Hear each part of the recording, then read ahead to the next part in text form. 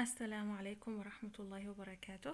This is Hagar, and inshallah, I'll be explaining the Idhar rule for you. Okay, but before that, let me give you a quick context of about the history of Tajweed. Okay, so Tajweed started as an oral tradition or oral transmission of recitation between the Prophet sallallahu alaihi wasallam and his companions, the Sahaba. Okay, and this Sahaba or the companions, they did the same with their followers at Tabi'een. Okay, for the first 2 or 3 generations, the oral transmission was enough to preserve the way the Quran must be recited.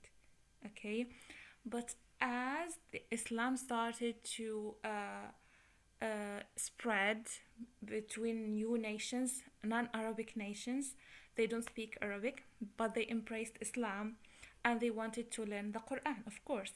Okay, so the possibility of making mistakes was really high now, and we needed a specific set of rules, formal rules, to preserve the way the Quran must be recited. Okay, so scholars, they came up with the rules of Tajweed. Okay, so these rules are the ones we have today. Okay, and these rules are the one I'm gonna help you learn, inshallah. Okay, so we have several chapters. One of these chapters is called Nun Sakina and Tanween. Okay, and within this chapter we have 4 subtitles, 4 big subtitles. The first one is the one I'm gonna explain to you. It's called Idhar rule. Okay, so Idhar in Arabic means clarifying or clarity, like means to make something clear or to show it clearly.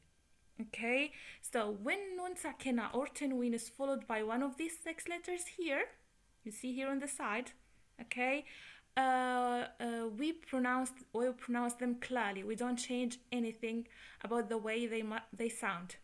Okay, and we call this letter the throat letter because they all come from the throat.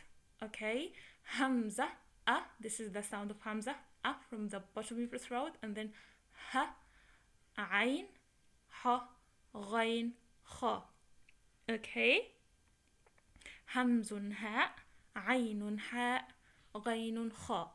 These 6 letters, as I said, we call them the throat letters because their point of articulation is the throat.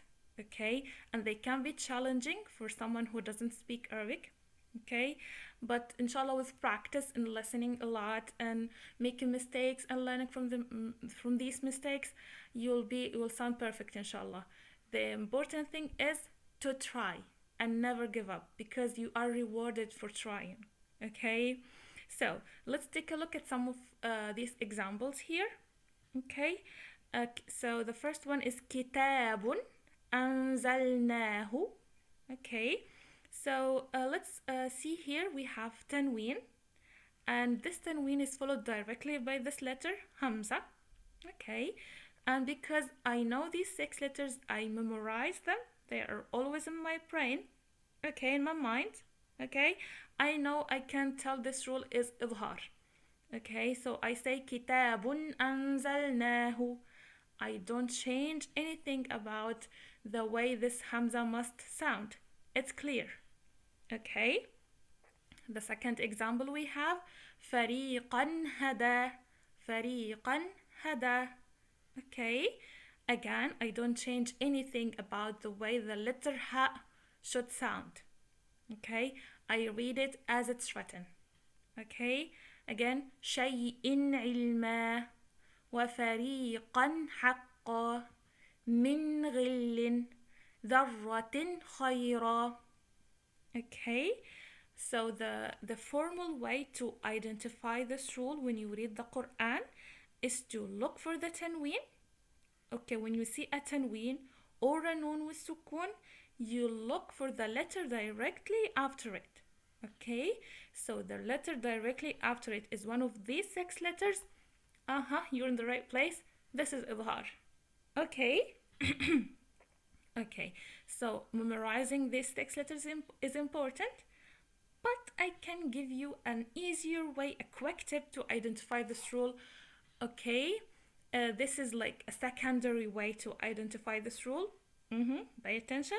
So, this way is to look at the shape of the signs, the way they're written. They tell you this rule is Idhar. Okay, so first we have tanween with dhamma here in the first example.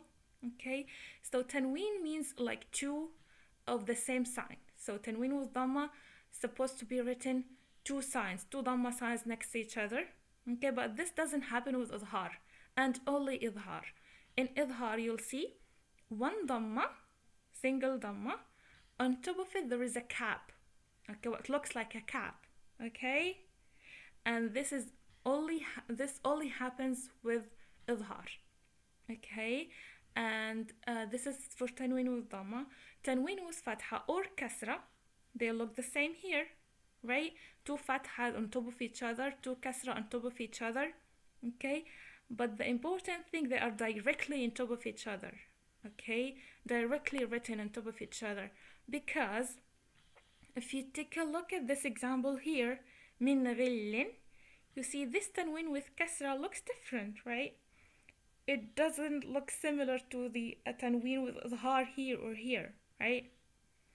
Okay, so this shape, the two kasras are not on top of each other directly. They're only like touching in the touching, not completely on top of each other, touching halfway through.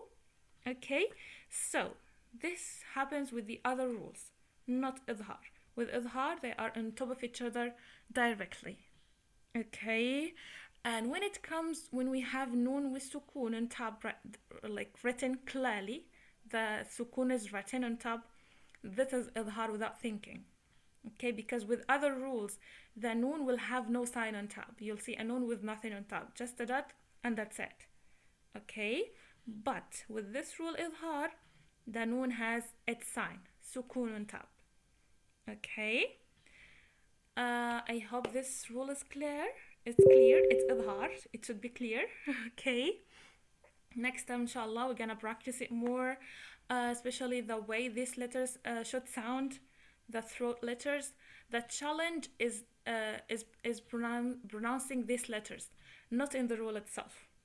Okay. So hope this was helpful. Thank you for listening. Assalamu alaikum.